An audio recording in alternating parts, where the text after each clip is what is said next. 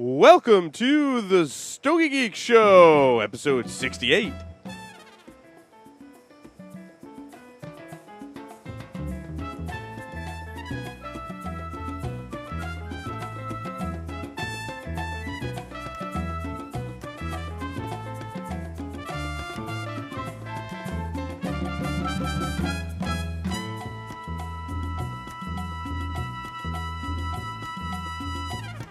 Hello, everyone, and welcome to this edition of the Stogie Geek Show. I'm your host, Paul Asadorian. Very excited to be here tonight. We've got a fantastic show for you. As always, first, let me introduce the illustrious Stogie Geeks crew that I have here in the studio. Sitting across from me is none other, the one, the only, Stogie Santa. Good evening, everybody. To my right, Mr. Marks Jr. sporting his New England sports gear this evening. The Bees dropped the puck for the first time tonight. We're up 2-1 after two periods. Supporting the Bruins. And had a fight in the first 5 minutes. Love it. That's what hockey's all about, right? That's it. why I watch hockey. Mr. William Cooper's on the line from North Carolina. Welcome, Will, to the show. Buddy. So we're smoking a very special cigar this evening. It's one of those ones that I don't often reach out to and have a smoke as a regular one on the show. I'm not sure how it was recommended to us or how it came about, but We were digging around one night. we were just digging, and we're like, "What is this cigar?" No one seems to really be. I didn't find really any reviews on this cigar. I found people posting some information about it. Right. I found some online shops that are selling it and have some information about it. It came out at IPCPR in 2011, I want to say. And it's the La Aurora Preferido Corojo Gran Reserva 2003. I've got some information on it. And, you know, us being big fans of the Preferido line, I wanted to smoke this one because we had never had. Supposedly the tobaccos come from 2003. It says this cigar is released by La Aurora even in the annual industry trade show in 2011, using aged Dominican tobaccos for the filler and a Corojo wrapper. Said these were rolled in 2003, have been aging at the La Aurora factory until now. Not too many boxes. These numbered boxes were produced, so grab those while you can. I paid $83 plus shipping for a 5-pack from a good friend that's smoking. I'm actually wearing the hat. I have to wear it backwards, otherwise you can't see my face because of the lighting. But they did send me a smoke-in hat, which is awesome. I like wearing it, so... What do you guys think so far? We've been kind of, Will, I don't know about you, but we've been smoking this as we were getting set up here. Oh, this is a flavor bomb. Oh, I have not had this. In fact, I didn't have the cigar even around me, and I pinged Paul yesterday saying, I don't have the cigar, and he overnighted it to me. I was like, oops, I forgot to, because I sent Will a package, and then these came in, so I was like, uh-oh, you didn't have the cigar. I'm like, told my wife, I'm like, overnight this, please, when you go to the post office. So she did.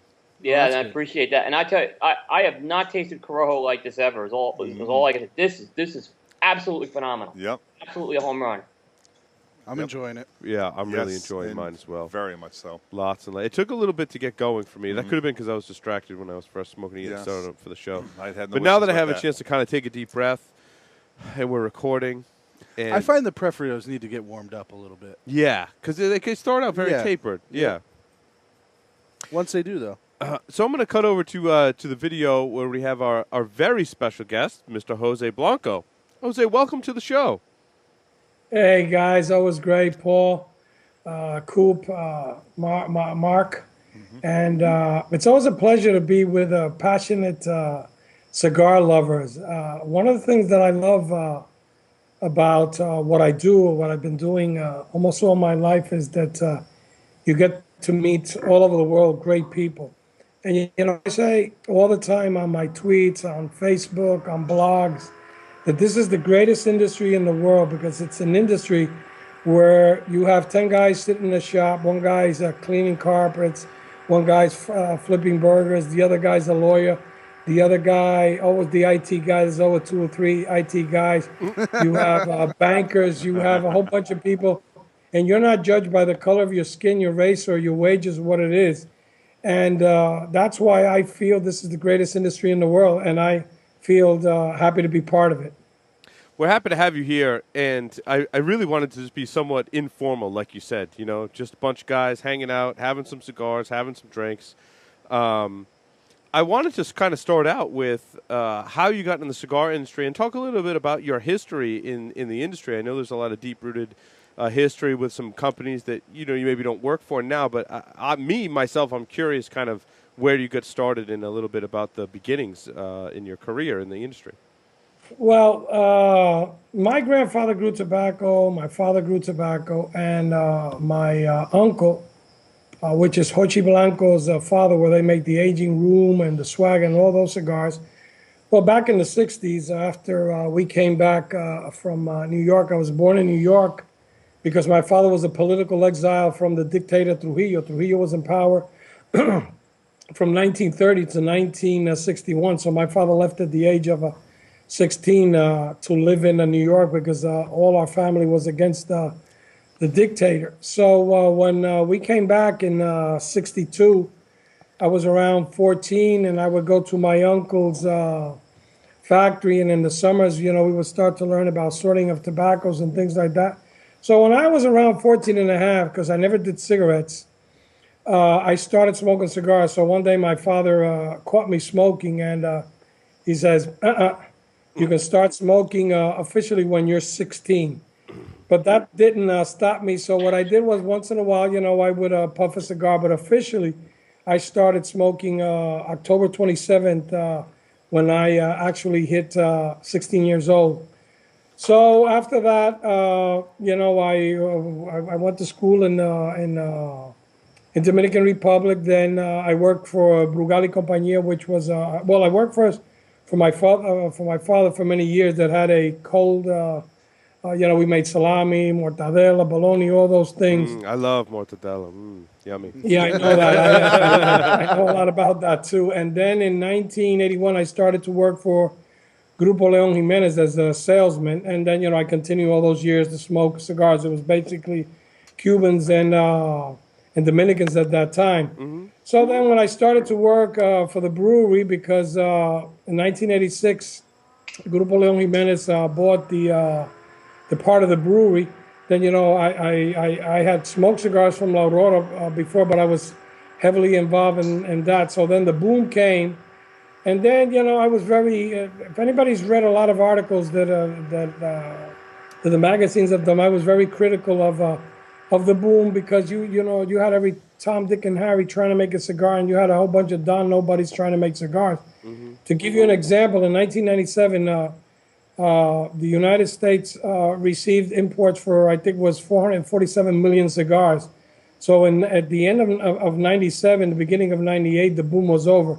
And I was very critical of it. So in 1999, Guillermo's father, Fernando Leon, and Guillermo talked to me and said, you've been passionate about cigars. Do you want to come and work with us? But during all those years, I would always go to my cousins and factory and my uncle's factory and different factories because I've always been very interested in that. I spent almost 30 years with La Aurora. Then I retired, and after a month on vacation, it was the week after I left that I started getting calls from a lot of different companies.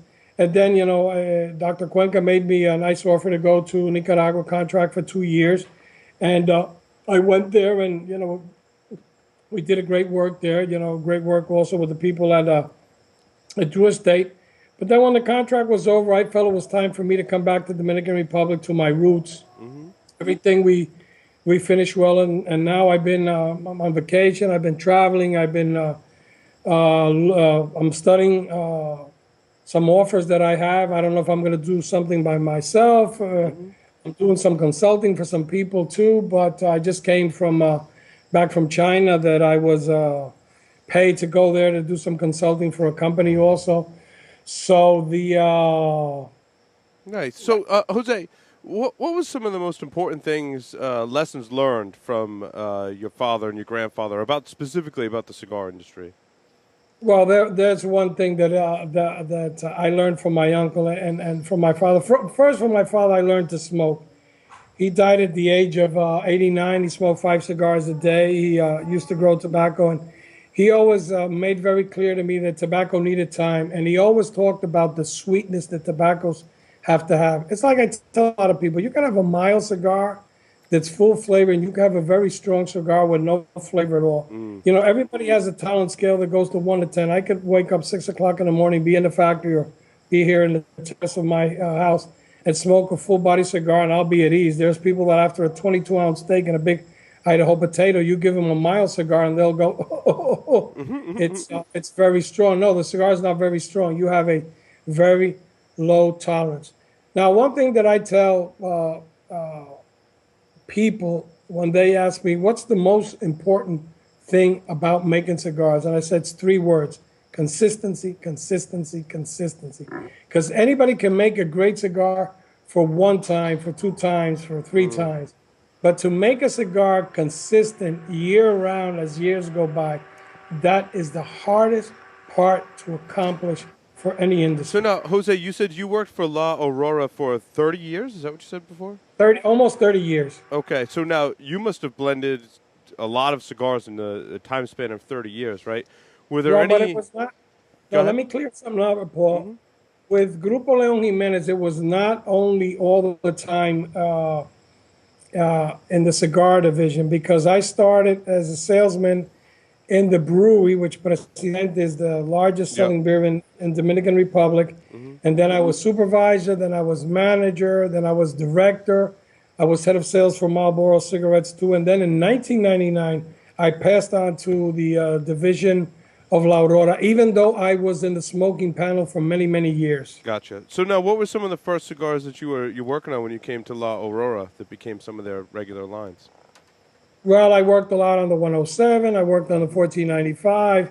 I think that my greatest accomplishment was the Cien Años, which was the number 2 cigar of the year, and it made the top 25 in 205. And at that time, you know, we made 600,000 cigars, and a cigar at that time in 2004 to be $10 for a Corona and $16, that was unheard of. And I mean, and we sold out immediately on that. That was a project that we worked more than a year and a half.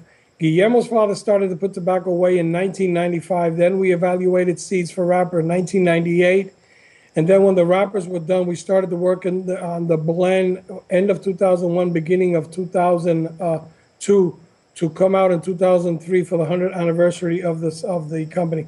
And to be honest, it was hard, because Guillermo's father was very demanding, and he wanted to make something that was 100% Dominican. And it came out like it's one of my favorite all-time cigars.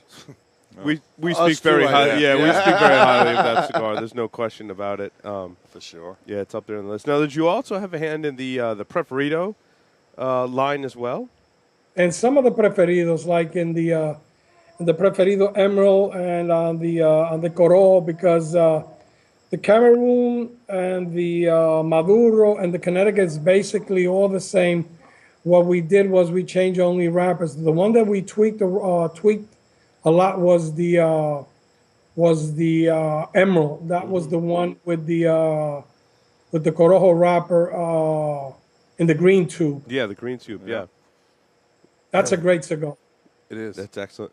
So now, when you worked on blending cigars, what are some of the things that you have to do to keep consistency, right? Because there's a lot of changes that are happening that are beyond your control, right? Like weather and soil and environmental conditions. And even, I'm sure, the way you move tobacco from the time you're growing it on the plant to the time it ends up in the cigar, there's a lot of things to control in that process. So what are some of the things that you do to control that consistency? Well, you know, one of the things that people have to understand is that companies like La Aurora, like Davidoff, like Padron, and other companies, Fuente, they keep high inventory of tobacco. 4 or 5 years of inventory, and some companies even more.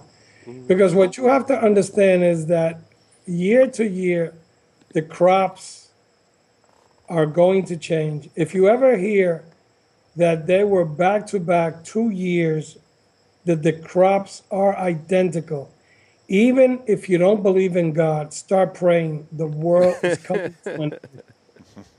It will never happen. Because let's say you have a year where you have a lot of rain, you're going to have bigger leaves.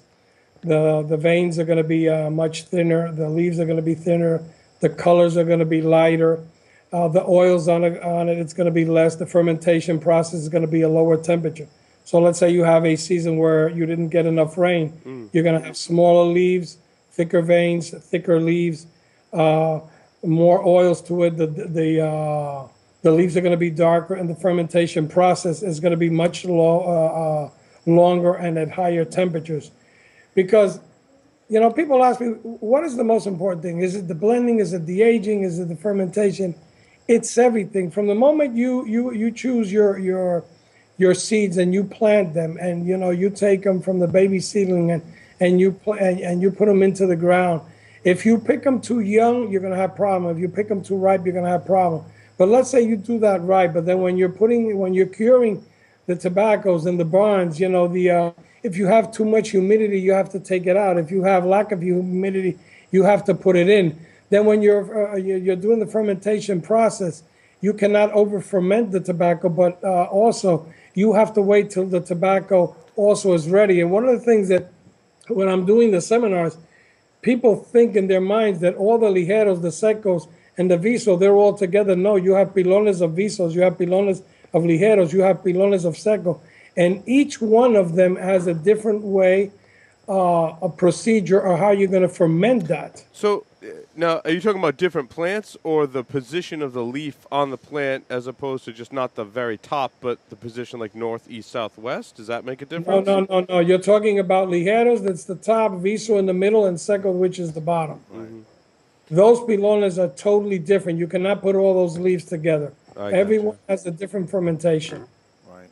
So you cannot overcook them. Jose, talk about your seminars, just so our listeners have a little background, and then I want to come back to some more, blending and plant and leaf type questions, because we are the Stoic Geeks after all, right? So what are the seminars that you run?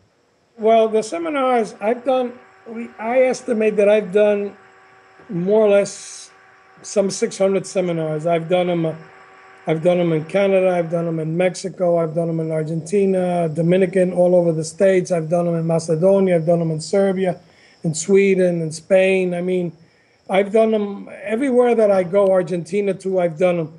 I've done two types of seminars. One that I do, it's what I call grado puro, which means pure grade, where you take 4 or 5 different tobaccos, fillers, and the filler, the binder, and the wrapper is all from the same bale, and then you smoke. It's a hard smoke, but then you try to identify the different characteristics that they have. I do that because I always took tobaccos from Nicaragua, from Peru, from Dominican, from Brazil, and then, I would let people smoke them and write down on a little notepad the different characteristics.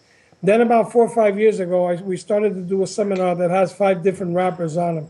I start off with Connecticut, then Cameroon, then it could be a Mexican, then it could be a Habano, Ecuador, and I could finish off with let's say a Dominican Corojo, where people see how that little thin piece of wrapper could change totally the smoke. Because a lot of people think, people have a lot of misconceptions. People think that those cigars that are 56, 58, 60, 70 have more flavor, more strength than a cigar with a smaller ring gauge. And that's one of the misconceptions that people have. The smaller the ring gauge, you're gonna smoke more of the wrapper. And some people doubt it. I tell them, well, buy a cigar, a 6x60, and buy that same cigar in a Corona Gorda or a Lancero, and you will see how intense, and you'll pick up more other flavors in the smaller ring gauge. So now when people attend your seminars, they do some blending as part of that, right? No, the blending seminar is because in the seminar I talk all about the 6 characteristics that you have to have a cigar. That is, first, when you're making a blend, the first thing you look is for flavor. Then when you have the flavor, you look for strength. When you have strength, you look for aroma. When you have aroma, then you look for complexity. When you have complexity, then you look for the balance. And then what you look is the finish. So I talk about the different aspects of that.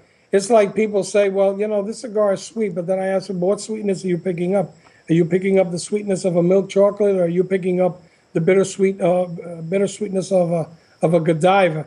It's like I tell why people ask me why is complexity so important. Well, complexity to me is important because if from start to finish you're smoking a cigar and it's the same strength and the same flavors, even if it's good, it becomes a good boring cigar.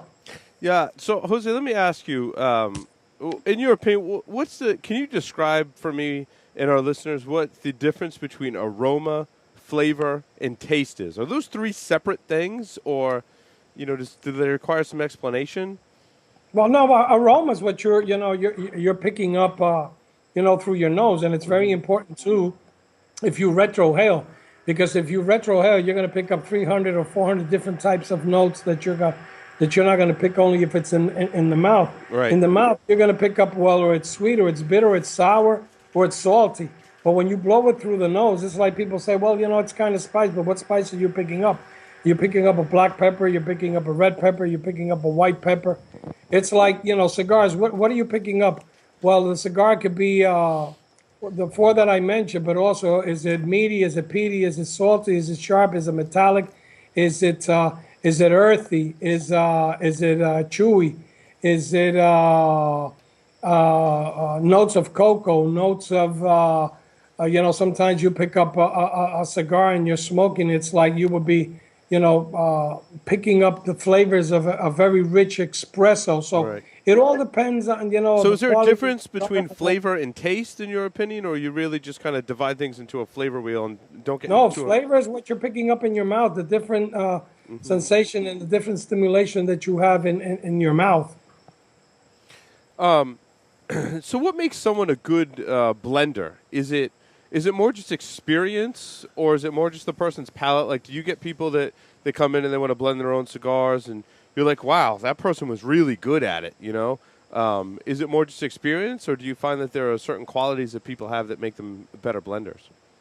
Now, the first thing is that for you to blend a cigar, you have to know your tobaccos. You have to know the characteristics. Because some leaves will give you strength and aroma. Some leaves will give you, let's say, the flavor. Some cigars will give you the finish. So when you're making a cigar, I'll give you an example. When I was doing the CYB, we spent 8 months and 60 blends to make the cigar. And when I did the 1495, we got it in 3 blends at La Aurora. Mm-hmm. It's not that you get lucky or not. It's what you're looking for. Because one of the things that I've always done, and not everybody does, is when I try to make something, I try to make something that's unique. It doesn't taste like cigars from other companies. It's like when I go to the show, the first day I go around, and a lot of people for the new companies, they know me. They give me a little bag with 3 or 4 cigars. Could you taste the cigar? Write us a note when you think about it. But what really shocks me is sometimes I talk with these people and I said, okay, well, what are you trying to accomplish? Oh, I'm trying to make a cigar like Maduro. I'm trying to make a cigar like Pepin. I'm trying to make a cigar like that. I don't tell them anything. But those cigars are already made. Why would me as a consumer, want to buy something from somebody else who's trying to make a cigar similar to somebody else? And I respect what they're doing, but it's you have to create your own things. You have to romance it. Well, it's like I see some people that walk into stores, trying to sell the cigars, and they go and say like.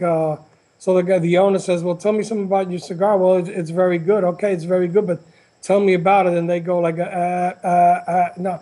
You have to talk about the cigars, about what makes it amazing, what makes it different, what makes you really want to buy the cigar and enjoy the cigar. And not only buy it and enjoy it, but also recommend it to other people. Because when you make a cigar, what you want is that consumer that picks it up, not only to smoke it and buy it again, but to tell his friends all about it. If he's on social media, to put it on Twitter, to put it on Instagram, to put it on Facebook, all those things, because that's the way it works. So, Jose, let's talk about sizes for a little bit.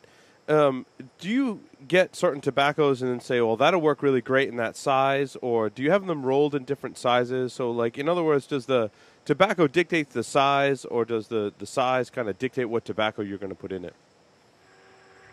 The challenge for a master blender is if he's going to come out with 4 sizes, that the 4 sizes smoke good. Even though the smaller sizes always is going to be a more intense smoke. Right. Right now, we're facing that people are smoking 60, 62, 64, 70. I hear 80. I told some guys at the show that are kind of new. I don't know why one of you guys doesn't come out with a 100 by 10 and call it enough.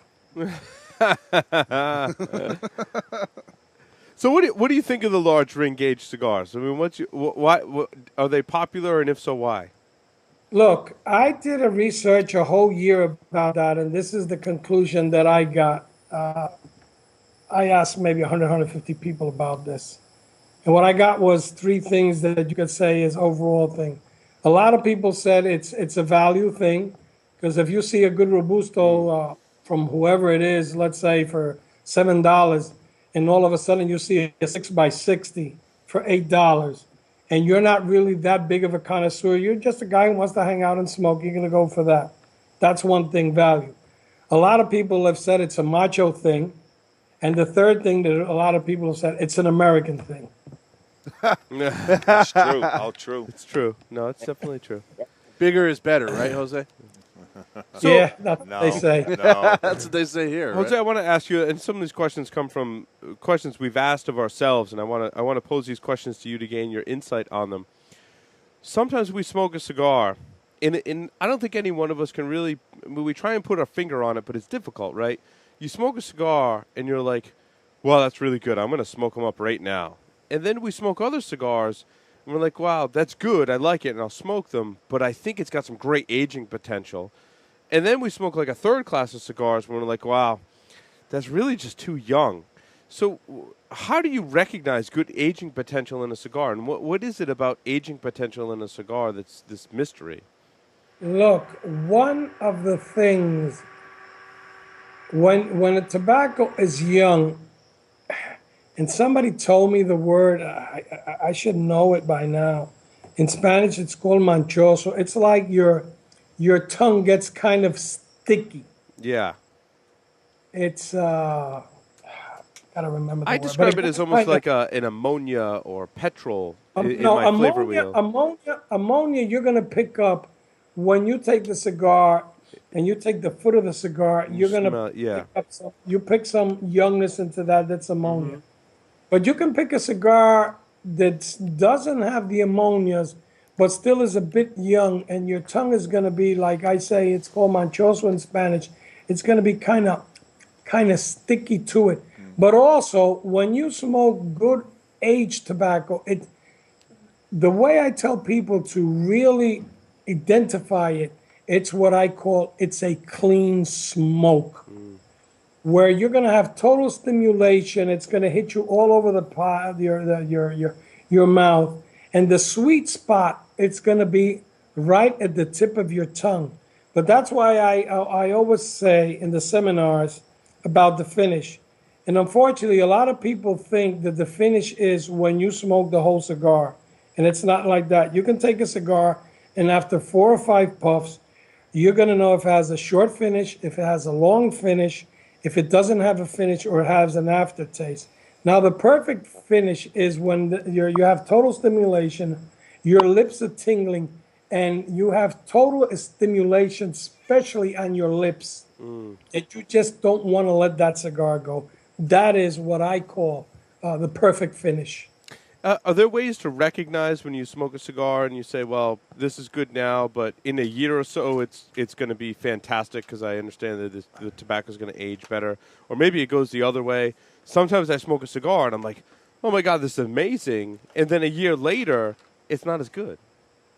Well, that is something that I've always been asking. I tell people, there's some cigars, especially cigars that are a bit heavy, that have a lot of ligero. If you smoke them and you feel the smoke is not that clean, and you pick up some youngness and you put them away, you're going to enjoy the cigar more because it's going to age more. And what people don't realize that cigars, when you have really good humidors and the time goes by, the process, they keep aging and they mellow out. Now you have cigars that are already made with tobaccos that are 3 or 4 years old, that you smoke them today and you smoke them 2 or 3 years, and you have to understand that cigars with aged tobacco, they lose. I'll give you an example. A cigar, let's say that you smoke today, that on a scale of 1 to 10, the strength was 9 and the flavor was 10. I can guarantee you smoke that cigar in 3 years, and the strength is from 9, it's going to come down to 7, and the 10 of flavors is going to come down to 8. It's going to smoke a little bit better. It's going to be a more clean smoke, and it's going to just lose something like anything loses with time. Right. Now, we talk about dryness. Sometimes we smoke a cigar, and we say it leaves a dry finish on the palate is how I would describe it. What causes that sensation on your palate from a cigar? It has to do, first of all, it has to do with the cigar. Second, has to do with the salivation. There's a lot of people that smoke dry. There's a lot of people that saliva a lot. When you saliva a lot, that the tar built up is going to come up heavily on it, and you can get certain bitterness to it. But it also depends on how you take care of your cigars, because unfortunately a lot of people spend a lot of money on cigars, good humidors, but they do not take care of them. It's like I met this guy, and I met him through Facebook, and he knew I was going to be an event, and he kept on inboxing me and showing me pictures of cigars, and he kept complaining they were bitter. That I think it was in Chicago. It was in Chicago or Detroit many years ago. And I said, look, I want you to bring your humidor to the event. I'm going to be, I think it was one of the Smokies, I think. So the guy shows up and this and that. And then he pulls me aside, and we go to his car. And he has this, I think it was an LE Blue humidor. But when I when I saw the hydrometer was like 76 or 77. And all the cigar was like a sponge. And I said, of course all your cigars are going to be bitter because they're over humidified. Because what people don't understand, people complain about cigars being dry, but a cigar that, let's say you get careless and you brought down the humidity to 50 or 55 in your humidor, sure, they're going to be a little bit dry, but they're going to smoke. And the first quarter of a cigar, it's like smoking paper, and you're going to get like sandy, like a sand to it. But then, it'll come up. But with a cigar that's totally over humidified, it's going to be bitter. Mm-hmm. And not only that, you're going to have a torch all the time on it trying to keep it lit because it's totally wet. Yeah, it just makes it worse. Some cigars that are even properly humidified, I find have a dryness. Mm-hmm. Now, can age change that profile of dryness? Or is dryness just something that's in the tobacco, it's blended that way, and that's the way it's always going to be? No, that's the way it is. But remember, the first thing that I tell people, taste is subjective. And not only is taste subjective, but also state of mind. You could have the best cigar in the world, perfect draw, perfect condition. You smoke it next to an asshole, he's going to ruin it. Well, I got a lot of cigars that have been ruined. Oh, that's classic. I remember when you came up here to Rhode Island, I remember we were in the lounge and you had stated that, and that definitely stuck with me ever since you said that. I'm really glad you shared that with our listeners. It's so true. Now, Will, did you have some questions for Jose? I didn't mean to be hogging the stage over here, but No, Paul, you're doing a great job. I do have some. So, Jose, you're now a free agent. What are you seeing out there that you like in the past few months? You've probably been looking at a lot of stuff. What are you seeing out there cigar-wise that you liking? Well, to be honest, my trip to China, I met some great guys. I saw some great collections, and they were very generous. I have a very, very good collection of of Cubans, but I smoked like a Trinidad Limitada that 2007 that was amazing. I smoked a couple from a good friend of mine, Liu, that has a huge collection. I smoked original Coiba Siglo 6. I smoked some St. Louis Ray 2001 that were phenomenal. I smoked the Edición Limitada Salomon from exclusive from China. I smoked some Asian Pacific Punch, some Por las Rañagas. I mean, I smoked a lot, and you know, in the local industry, I've smoked because Ernie gave me some of the what is the new one from Ernie, Stunner. the Stunner. I like that a lot. I smoked. I had smoked pre-release the new one from my good friend John Huber. I like that a lot. The what's it called? J.D. Howard. J.D. Howard. Yeah, J.D. Howard, and I like the Headley Grange a lot. Four Kicks is good, but like I told John Huber, I'm a big fan of the The Headley Grange. the Headley Grange. I'm with you on that, Yeah. Jose. I think that's a That's It's got a like a great Lancero coming in. I smoke a couple that my good friend Logan gave me from what is it, Zion, Iran Zion?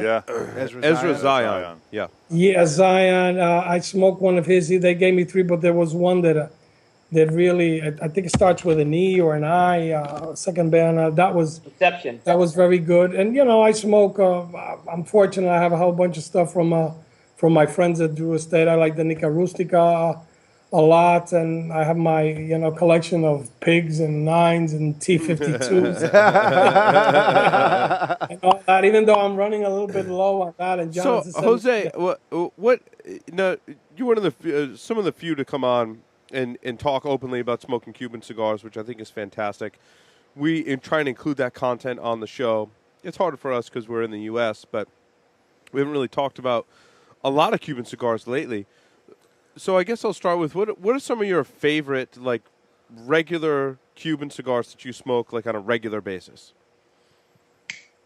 I've been smoking more Cubans now that I'm not working, because when I'm working, I'll post once in a while but I've now in the last month, I've smoked probably, I don't know, maybe 40, 50 Cubans that I've had. And when I was in China, that was basically, exception the one day that I was tired, to be honest, smoking Cubans, that I brought with me 107s, CYBs. I brought some Undercrowns with me.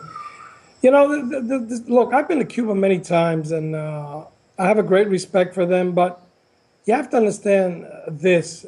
The problem with the Cuban cigars, they're very inconsistent, and that's why in many countries they've lost their position.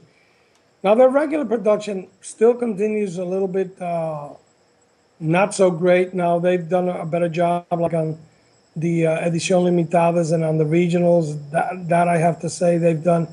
But it's like, but also a lot of people, when I go to the events, they show up and they said, I got a great deal on this box of Monte 2s for $250. No, I said, no, you just got screwed for $250 because they cost $375 in Cuba. So, the problem is you're dealing with a lot of people with fakes and things like that. I think that that is something that it's going to be hard to control. And, Cuban cigar, when it's good, it's gonna be as good as any other cigar out there. But the problem with them is the inconsistency. When you pay $500 or $600 for a box of Cubans, and 8 of them do not draw, the cigars are already costing you almost $100 each. Right. No, that's interesting. I wanted to ask you about limited editions and what kind of your take is wherever you go next, let's say, and you're going to release a limited edition. Are you going to release that limited edition and it's a one and done? This is tobacco that I had. It'll never be released again, and I'm going to release this limited edition. Or are you more of we're going to release a limited edition, like once a year or every once in a while, and it's going to be the same cigar each time we limited it? So there's like these two types of limited cigars that are coming out. Some are one and done, and other ones, kind of come back. What's your philosophy on that? Look, the philosophy on that will depend on the inventories of tobacco. I am very respectful about limited editions and also about vintages. Many people call this vintage, other vintage. We've had discussions all over. To me, my personal opinion, to me, a vintage is when the filler, the wrapper, and the binder is all from the same year. There's people that call it vintage because the wrapper is supposed to be like 10 years old or 5 years old, things like that. It's not my thing. Anybody, can market their cigars they want to, but to me, a true vintage is something when you have the facility to obtain tobaccos, filler binders, and wrapper there from the same year. I don't know if I'm going to do my own thing, if I'm going to be working for somebody else. I'm still evaluating this month. Probably for next month, I'll know what's it going to be. But my thing would be that I would do a one-time limited editions on that. And just a regular production and some limited editions, maybe 30, 40, 50,000 sticks, depending on the amount of tobaccos you have. I believe that I believe that all cigars should be good. But, when you're making a limited edition that's going to cost you $14, $15 a stick, you really have to bring to the plate a cigar that's really worth that. Because I can tell you, those days of, making fancy boxes and nice rings and a lot of advertisement, that sells one time. Because at the end of the day, the people go into the store, they know more about cigars because a lot of people have traveled to Nicaragua, to Honduras, to Dominican. Even when I'm in Cuba, I bump into American consumers. So the people have learned. I'm not going to say that everybody. There's still a lot of people you can give them a Cuban or a Liga or a CYB or a Fuente or Aurora or anything. They don't. You take the band off, they don't know the difference. But there's a lot of people that have learned. And what really, to be honest, is that I believe that the consumers of the last 2, 3 or 4 years are much more into cigars and know more about cigars than people that traditionally have been smoking for many years, especially the young generation. Jose, what are you smoking now? Someone from the chat and I think we're all kind of curious. So it's which cigar? Smoking a Liga 9. Liga number 9. There you go. Will, did you have more questions for Jose or Mark? No, I'm fine. I'm set. I heard you say a couple things, Jose, that immediately popped out in my head. I remember I have some experience with that Trinidad Ingenios, the limited from 2007. I had gotten a box. And what were your thoughts on that? And specifically in relationship to how it performed in a consistency manner? I smoke about 3 or 4 when I was in China, and a friend of mine gave me 5 or 6 to bring back. Those will sit for a while. To me, it was medium to full, very nutty, very sweet, had a great aroma, very complex, a little bit of earthiness, a little bit of spice. If I would be rating, it would have gotten from me a 93 or 94. It's one of the best I've had in a long time. I agree with you. I had, unfortunately, like 3 or 4 in my box of 10 that were just not very consistent with that. But when they were good, they were on fire, I thought, personally. Now, the question I got for you, Jose, is with the next say 2 to 4 years or 5 coming out with not in any particular order with the FDA outsourcing and boutique cigars. What do you see coming down the pike? To be honest, there's a lot of boutique cigars out there that I really like. It's like that guy. One of my good friends is Skip Martin. I think that Skip has done a great job. I mean, he likes really full body, rich, very cigars. He's very picky. It's a small little factory now. He's gone to a little bigger one. He's very demanding. He has a great guy working with him, Esteban, a Dominican guy that used to work with CAO. He's making a lot of great things. There's a lot of people. Gary has done a great job with the House of Emilio. With some of those brands are very good. There's a lot out there. I think they're sometimes I ask people, are they cannibalizing among themselves? Or they take away from the big companies? It's like you talk to people. It's like it's 50-50. Some store owners that are really into boutiques and things like that. they say they've eaten a lot from the big companies. Right, Some other right. people say that they're cannibalizing among themselves. As long as they keep, consistency and they don't go, like too overpriced and things like that, I think there's room for everybody. But what people have to understand, at the end of the day, it's all about the cigar. Naturally, with that, you have to be on social media. You have to be out there doing events. You have to be able to talk to people. You have to respond on Twitter. You got to be on Facebook. You got to be on Instagram. You got to be on the blogs. You got to be in touch with you guys. That you guys all do a great job, and you keep people informed. And each one of you has different followings, and have different ways of looking at things. And I've known Coop for a long time, and we've talked about the role that I think the social media does. Does everybody do it the right way? No, but I would say the majority are doing a very good job. Excellent, excellent. Will, did you have any final questions for Jose? Yeah, so Jose, right now you have a lot of options, and obviously you've mentioned you haven't decided. I guess what I'm looking for is, are you looking maybe to be a big fish in a smaller pond? Are you looking maybe to take a company to the next level? Are you looking to maybe join a big operation? What is Jose Blanco looking for right now that he has all these opportunities? And I imagine there's a lot of them out there. What is Jose looking for right now?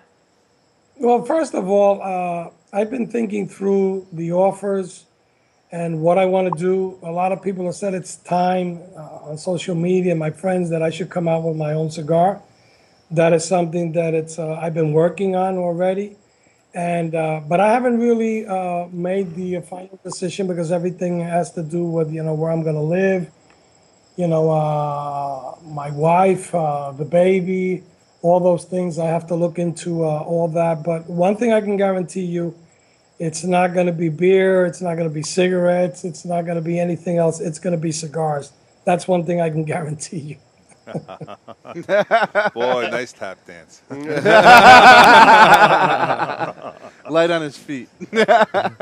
You heard it here first. Jose Blanco will do something with cigars Yes, next. that's right. Jose. I wouldn't expect anything less from Jose. Exactly.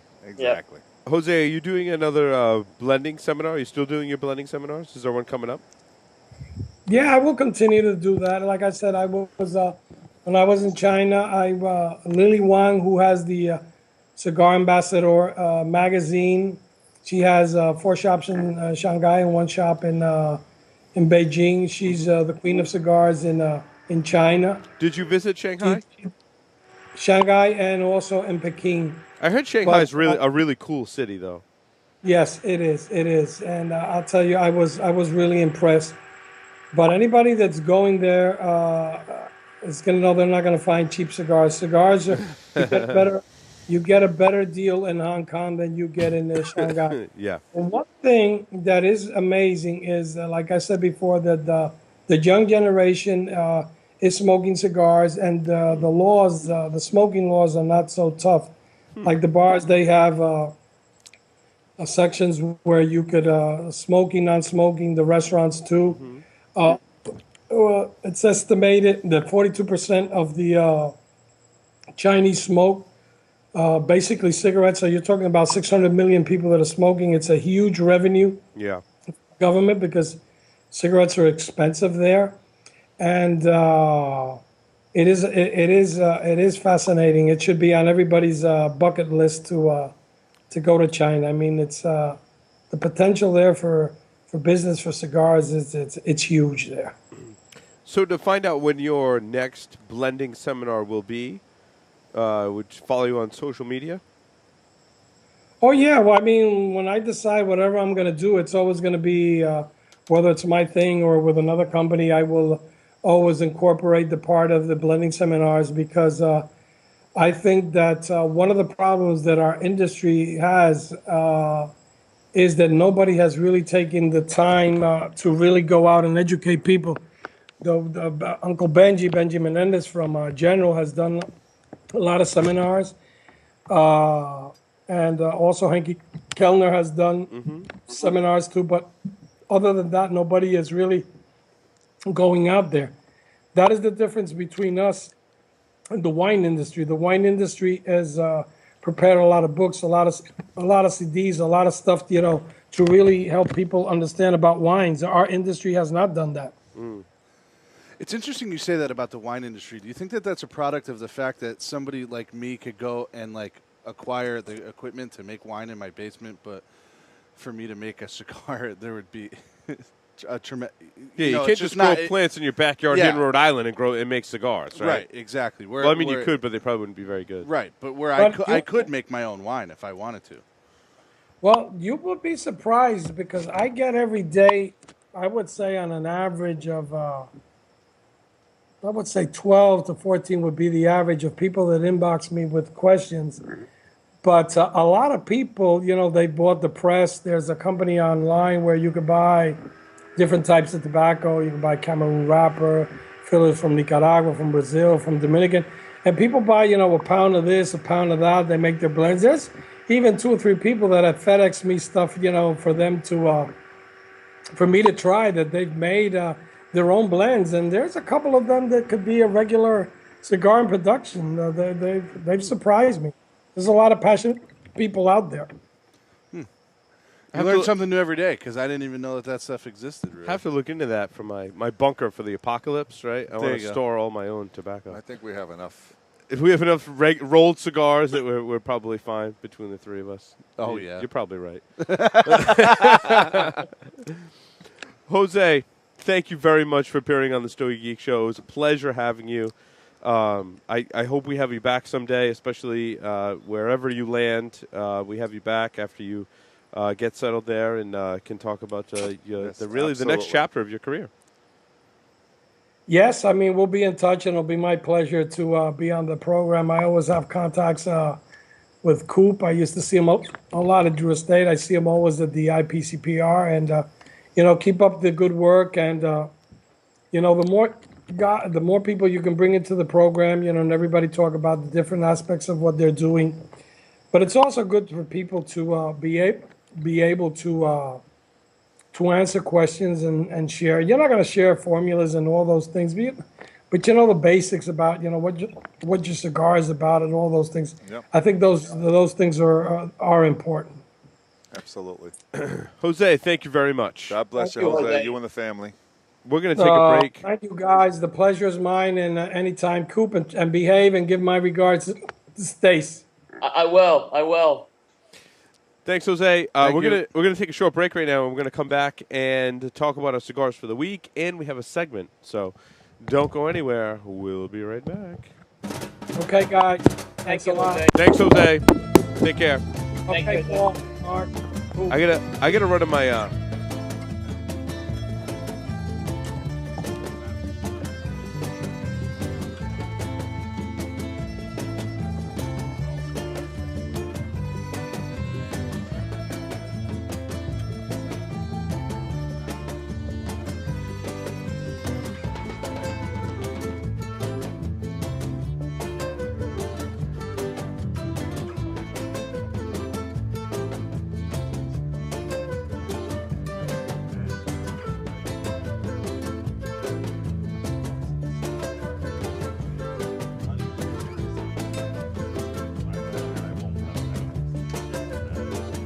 Anyway. There it is, shining, so beautiful. All it is that is, all that is around you, we are part of. And all we want And the big thing